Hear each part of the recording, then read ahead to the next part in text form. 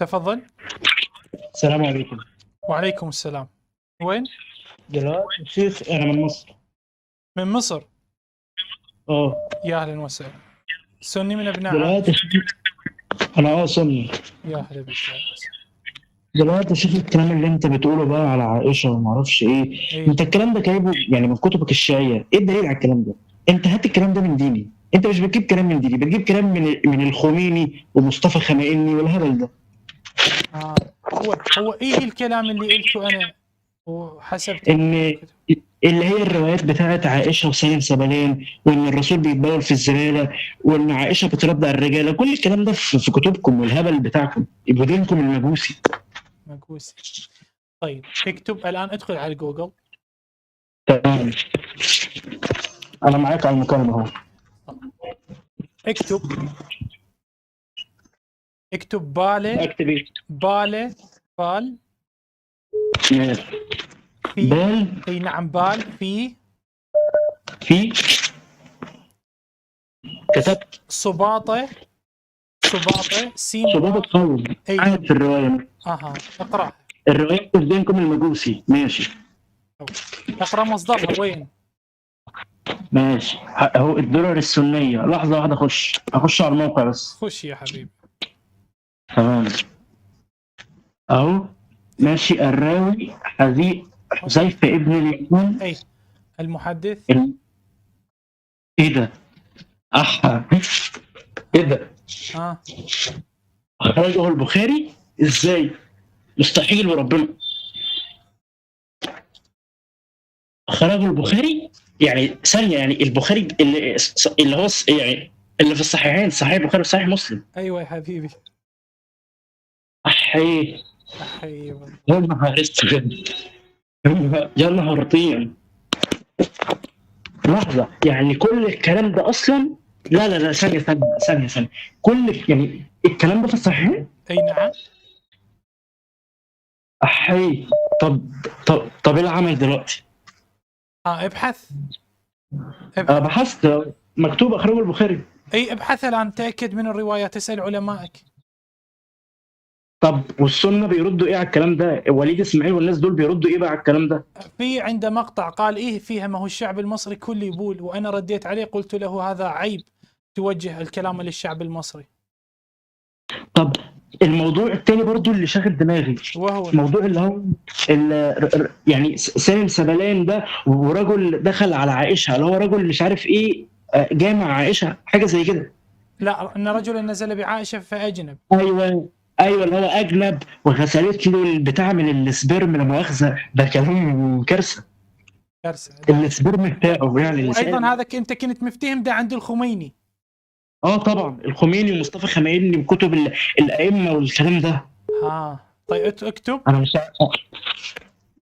خرب بيتك يا شيخ، ما خرب بيتك.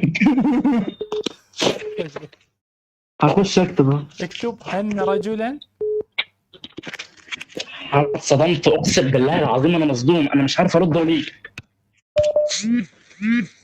اهو ان رجلا نزل، هو راح يكملها.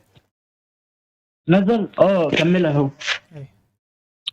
اهو الدرر السنية تاني. لحظة واحدة بس اظبط الصوت بس.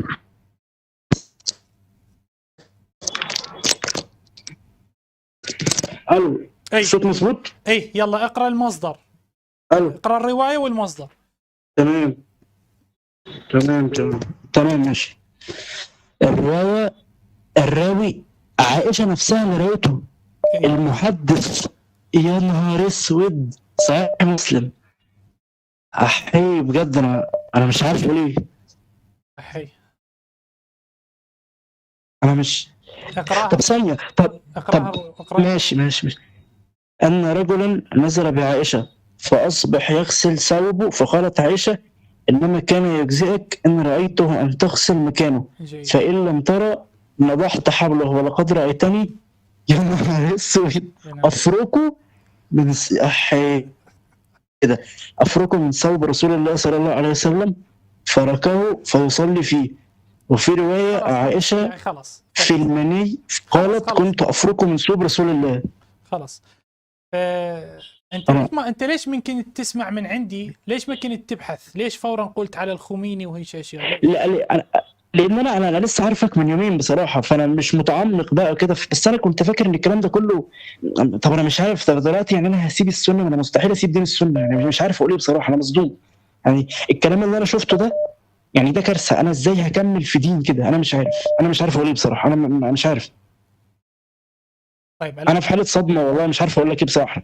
طيب اخذ الروايتين الان هذول، البولة والرجل المجنب، ابحث عنهم وانا بكره ايضا عندي بث، اتصل بي. جيد؟ تمام. بس شوف، راح انتظر منك ردود تقنعني كسني، لان انا راح اردك بالرد السني.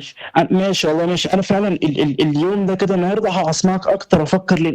يعني بص، انا اقول لك حاجه، هو اصلا الموضوع يعني انا والله مصدوم. يعني الكلام ده في ديني؟ يعني انا اصلا انا مكسوف من نفسي. انا ازاي بكره اصلا هتصل بيك ادافع؟ يعني ادافع عن ايه؟